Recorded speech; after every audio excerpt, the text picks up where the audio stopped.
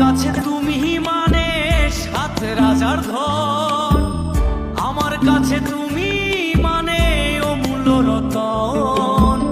তোমার কাছে হয়তো বন্ধু আমি কিছু না, তাই তো তোমার স্বপ্নে বন্ধু আমি আসি না।